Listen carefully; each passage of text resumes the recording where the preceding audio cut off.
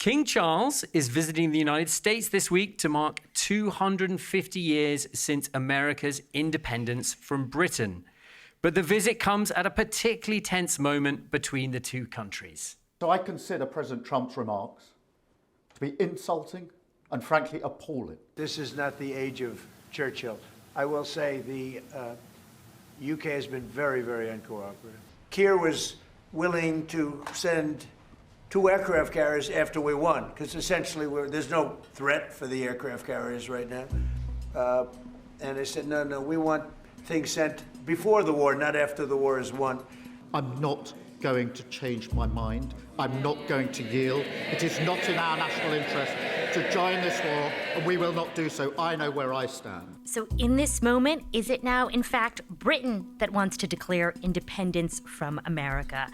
We are here today at the BBC's Maida Vale studios in London, a legendary recording studio which has seen the likes of the Beatles, Beyonce, U2, David Bowie, and now Castfest, the BBC's podcast festival. Here we are with a live studio audience.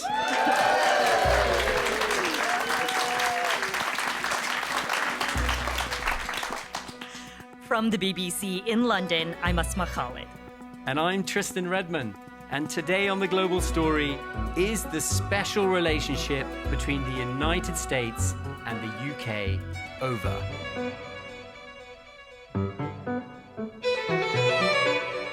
Now, ladies and gentlemen, we have a very special guest today.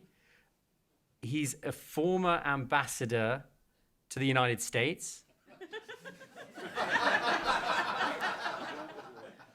He's dealt directly with President Trump in the White House. His tenure was cut short in suboptimal circumstances. It's Lord Kim Darroch. Thank you, Angel. A reminder. Lord Darroch, and I should ask, can we call you Kim? Kim, please. Well, welcome to the show. We've asked you here today because you worked in the British government for decades, particularly on foreign policy. Now, there has been a lot going on between the United States and the UK. And, we've all heard the term special relationship between, and we know that there is this special relationship, or so we're told, between the US and the UK. But where did that expression first come from? Because I will say it doesn't feel like the relationship's all that special in this moment. Yeah. It's a term, actually, that I and some of my predecessors tended to kind of avoid. It's a term coined by Winston Churchill in a speech in the immediate aftermath of the Second World War. And one of the real foundation stones of it is the defense and security and intelligence relationship, which is closer, I think, than any other two countries on the planet. But if you keep talking about a special relationship, it sounds like you're desperate that it is really special and kind of doubtful that it is. It sounds a bit needy to talk about. I mean, do you feel that you hear Brits referring to it more than Americans, for example? Absolutely. That's one of the things that you notice all the time. And there is also a sense sometimes it's used as a kind of comedy line. Oh, special relationship is too special after something has gone wrong between the two countries, or there's been some disagreement. So, we kind of tend to avoid it. Well, Asma and I talk about this sometimes, about whether or not when we talk about the special relationship, we should preface it with the words so-called or not. I mean, as a journalist, it sometimes feels slightly like branding. You were the British ambassador in Washington, D.C. How did you see the ups and downs of the special relationship, the so-called special relationship, during that time? Can I give you a little bit of history on this, Tristan, in terms Please. of number 10? Please, okay. If you go back through post-war UK-US history, the first big crisis, 1956 Suez Crisis, when the Eisenhower administration led the criticism of the Anglo-French invasion of Egypt in the United Nations. So that was a real trough and arguably the biggest dip in the relationship that there's been since the war. But then you fast forward to the 1960s, mid-1960s, and LBJ, Lyndon B. Johnson, very much wanted UK, to provide even some token military presence in Vietnam as a demonstration. It wasn't America alone there, that it was about international effort to fight communism in Vietnam. There can be only one decision in Vietnam, and that is this: we will see this through. We shall persist. We shall succeed. And the then British Prime Minister, Harold Wilson, absolutely refused to do it. And it led to a couple of legendary moments. One when they came to LBJ in the White House and said, Harold Wilson is keen to come here on a visit. And he said, what, that little creep camping on my doorstep? What makes you think I want to see him? And on the other hand, Wilson did get across there for a visit at some stage, and he came back to cabinet. He reported that LBJ had pressed him on sending a British contingent to Vietnam, and had said to him, anything will do. It's about the presence, not about actually warfighting capability. Why don't you send us a platoon of bagpipers? So that, and we didn't even send bagpipers. So that was a pretty bad time. And then you go to a sort of peak of the special relationship. Sorry, there's a few more to come. The peak of the special relationship, which was Thatcher and Reagan. And even then, in 1983, Reagan sent American forces into the island of Grenada. The Queen was head of state. Mm-hmm. So it had been a former British colony, and the Queen was still head of state, without telling or consulting the British government in advance. And Margaret Thatcher was furious about this.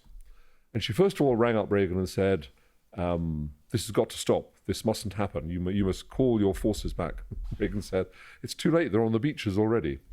And so she rang up again. Reagan took the call, legend has it, in the Oval Office with a few of his staffers around him.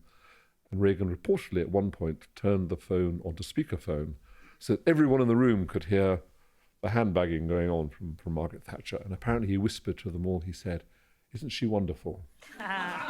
So with all that context, though, I mean, does this moment really feel all that bad to you? It doesn't, except for one factor, Asma, which is you can't imagine Reagan or Clinton or Obama threatening the UK, whereas President Trump has actually said, We can meet that very easily by just putting a big tariff on the UK, so they better be careful. If they don't drop the tax, we'll probably put a big tariff on the UK. Your arrival in Washington dovetailed relatively closely with the Brexit vote. You watched it from Washington, D.C. How serious, from your point of view, was that in terms of its effect on the transatlantic relationship? I was having lunch with a senior inner circle Obama staffer just after the Brexit vote. And he was really quite angry, and he said, we don't understand why you would call a referendum without being absolutely certain that you'll get the right result. You didn't need to call this referendum, and you call it, and now your Prime Minister has resigned. I mean, how can you do that? How can you do something so dumb as that? And the other line that he had that sticks with me is he said, if you're not in the European Union anymore, we're not really quite sure what the UK is for now. And why did he say that? Because America is very interested in everything that happens in the European Union, because the legislation going through every month which affects American interests. So we used to be, when I was in Brussels, I did 15 years of my career on EU business, we used to be their window into the European Union. And you would get requests, we hope you will do X, not Y, and could you please help to ensure that outcome? And sometimes you would, and sometimes So we it sounds actually like wanted they thought Y, that you guys so were we their would do sort of it. inner voice into the EU. Yeah. But by contrast, Kim, Brexit may have been something which caused distance between Washington and London back in 2016. But if you look at the relationship now, it's something which actually causes a rapprochement, no? Well, yes, because it all changed when Trump came in, because Trump had always supported Brexit. But he thinks that we have messed it up. They are, I think, worried that we are now going to get closer again to Europe under this administration. And they hoped that a number of other countries would follow us. And of course, the way it has panned out has absolutely dissuaded any other European country from even contemplating it. You know what I find so fascinating is during those end years of the Obama administration, it appeared like the United States did not think the UK was a reliable partner anymore, particularly when Brexit happened. And so it felt like the special relationship, if we can call it that, was on the rocks because the US did not find the UK to be a reliable partner and wanted to distance itself. And I think what to me is so interesting is now if we look at it, it is the UK that appears to be pulling back from the relationship also and not thinking that the United States can be a reliable partner. And that entire dynamic has shifted, but it feels like the relationship was already falling apart if you look at that linear trajectory going back to Brexit. I think there's something in that. Kim, as I alluded to earlier on, and I hope you'll thank you for humouring me with my introduction to you. Your time in DC came to an end abruptly. Mr. Speaker, this morning I have spoken to Sir Kim Darroch. I have told him that it is a matter of great regret that he has felt it necessary to leave his position as ambassador in Washington. You called the Trump administration dysfunctional, unpredictable, diplomatically clumsy and inept. You also said some positive things. This happens on Sunday, around the 4th of July in 2019. On the Monday, President Trump tweeted, "I do not know the ambassador, but he's not liked or well thought of within the United States. We will no longer deal with him." Now, we have seen Donald Trump fall out with people, and then sometimes days later, their relationship seems to be repaired. Why do you think? Why did you think at the time it was impossible to recover from that situation? Because when you're doing that job, you are literally in the White House every week. You're not seeing the president every week, but you're seeing his senior advisors, his national security advisor, his economic advisor, his speechwriter, people like that, all the time. And even if Trump, president himself, had sort of said, well, move on to new targets, as it were, I didn't think, and I resigned, I didn't get fired, I resigned because I just didn't think you could do the job anymore when everyone you were talking to knew what you had been reporting back to London. I just didn't think they would be honest, because the whole point about having an ambassador there, it's crucial that people will tell you what they think and will give you insights. And if they are worried that what they tell you will be leaked, they're going to clam up, and you can't do the job if you're not getting all those sources of information. So that's it. With 7 years extra hindsight, do you think you would have played it differently, knowing that it is possible to repair a relationship with President Trump? To be honest, and this is going to sound a bit sort of defeatist maybe, I had done 43 years in the Foreign Service. It would be fair to say I was completely knackered. And I was 6 months off the end of my posting, and I was done, frankly. So, so no, I don't think I would play it differently. So since those days in 2019... It's also, by the way, very nice to be able to come to a thing like this and say what you think rather than what the government's line is. We appreciate that. So since those days in 2019, during President Trump's first term, the UK and the US's relationship seems to have further deteriorated. Now, if we look at this second term, whether it's about immigration, the Chagos Islands, drilling in the North Sea, the Iran war, our colleague Sarah Smith actually interviewed President Trump just on Thursday. And he told her that he thought that the King's visit could help repair the relationship. What would your advice be to the King? First of all, I think the King is, I've met him a few times, and he's actually a naturally accomplished diplomat. And he has a relationship with the President already. They've met several times, and he's very, very good at this kind of thing. Second, I think President Trump wants this visit to go very well. We, the Brits, will have talked endlessly, exhaustively to the White House about the constitutional role of the British monarch and the difference between a prime minister and a king and who handles what and how all of this works, because it's different. And the president, Donald Trump does admire the royal family. That's abundantly clear. He's made that clear himself. He does. I mean, it all dates back to his Scottish mother.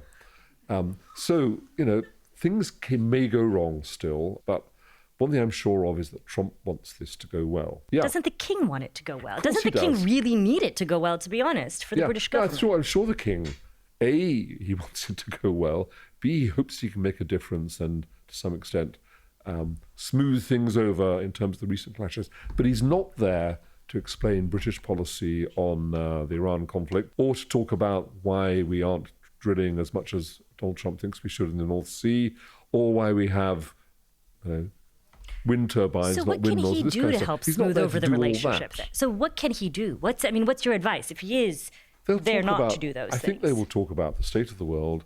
I think the king will raise some of his concerns, explain some of his concerns, which he did at great length when they met during Trump's state visit during the first term in 2019. He'll talk about his concern about climate change and the influence of all that. He will want to congratulate the American nation. The whole reason for this visit is the 250th anniversary of the birth of the United States. I will say this all seems very strange to me, that the king is coming to America to celebrate our independence from Great Britain. I find it all very strange. Bygones are bygones. Asma. Bygones are bygones. We're big-hearted people. We can look at that. Plus, of course, whether we would have won the Second World War without America's support is a huge thing, and America has guaranteed our security through the years of the Cold War and everything that's happened since. So we owe a big, big debt to America, and it's right that the king should go across there and express some of these things, which he will. I think if the subject comes up, he will also say how much we are actually doing in the Gulf, but he's not there to argue about Iran policy or that kind of thing. That's not his role. Kim, there is a parallel between what's happening now with this visit by the king to Washington and something that happened when you were in your role. Theresa May, she's the first head of government to come to Washington after Trump's election. And during that visit, she invites Donald Trump to the United Kingdom. And you say in your book that this was counter to the advice that you had given to London. And the advice you gave was that to offer a state visit at this early stage would be, quote, a bit desperate. So fast forward to now, and does what's happening look like Britain is a bit desperate? So I would have waited to see how the first Trump administration worked out for a bit longer, and have kept the thing sort of hanging out there as something which isn't firmly offered, but which is sort of in the air, not making it a straight bargaining chip. That would be crude and probably counterproductive. But pick the moment for her to offer it rather than put it on the table right in the very first meeting. And actually, to be honest, I would have given the same advice to Keir Starmer. You remember all of you remember that moment when he offers the president the letter, and Trump opens it and says, "Ooh, what could this be?" So can I present a letter from the king? Thank you very much. Oh, it's an invitation for a state visit. And the story I heard about that was that Starmer actually handed the letter over in the private meeting between the two of them, and the president said, no, I want to open it live on TV, so let's do it when the cameras are on. Yes, somebody who knows how the cameras work in live TV.